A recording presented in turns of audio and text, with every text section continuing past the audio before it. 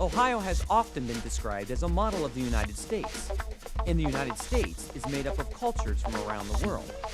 Now, if you take a look at some of the towns that you can find in Ohio, you'll see that in a manner of speaking, Ohio is also a pretty good sampling of the entire world. I'm Dan, and I'll be your tour guide as we travel around the world in Ohio.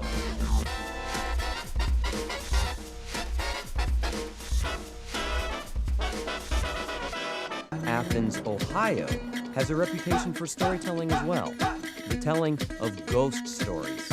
Ray Abraham, an Athens native, is well versed on all the stories about the hauntings of Athens. Do you believe in ghosts? I think ghosts only come to those who look for them. I really do. How did Athens get such a reputation of being really a center of spiritual worlds? A big part of this might be the old, I call it the asylum ground. Of course, today it's the Ridges. What is the history of the institution? Well, the Ridges is a current name, or a recent name that was given since the university took over, but it's actually a mental health center, and it was established as the Athens Asylum for the Insane. It was opened in 1874. And it was a project after the Civil War. And it wasn't just the insane. If you were an alcoholic, you ended up here. If you had no money, very often you would end up here. But it was a beautiful set of buildings. And when people were put into an asylum, the families were very embarrassed about this. And so no one was ever listed as being in here. Everybody had a number. It's nothing to do with the occult or witchcraft or anything. It's about anonymity. Yeah, that's right. And it's just in the last 2 years, it's really become a real popular place for people. And they always hear things. They hear laughter. We think it's the inmates laughing at them.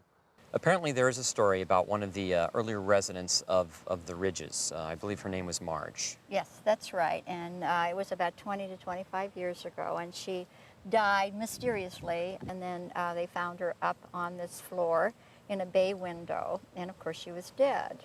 And they took her away, of course, and the problem is that someone went back later and they said that an outline of her spirit or her body had been etched into the floor. What about people going to come here to visit? Where would you suggest if they wanted to get, let's say they wanted to get a spiritual connection and then maybe have a good bite to eat? West State Street Cemetery is within walking distance. The statue of the angel in the front of the cemetery, because some people say that actually the wings, like they're fluttering sometimes, or that they see the angel shedding a tear or two. As far as to go eat, go down to Union Street Cafe. They've got good food down there. They're open 24 hours, and that gets a little spooky sometimes too. When you do go out and you ask to be seated, do you ask to be seated in a booth? Booth.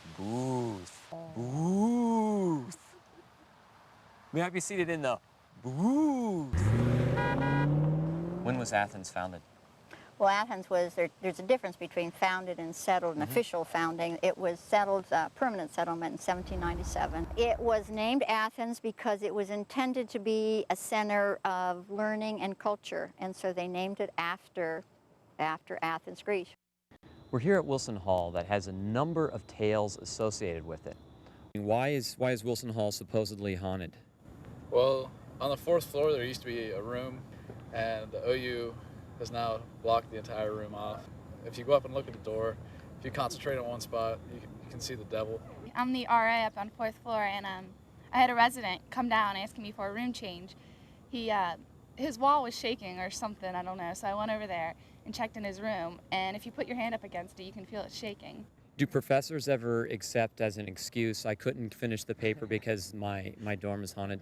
I've never used it. I've tried, but they don't. So we're standing here in this in the middle of the circle of gravestones, and Yes. this is where a lot of people say that there's a lot of powerful occult things that happen. If you follow some of the occult and signs of witchcraft and that, they're always some sort of form. They're a circle, a square, a pentacle, a triangle, whatever it is, and it's always the center where the action takes place. Do you feel anything right now? I get nothing.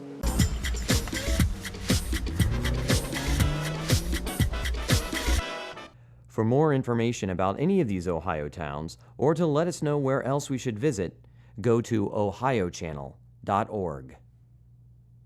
You can also visit Ohio Travel and Tourism at ohiotourism.com or call 1-800-BUCKEYE.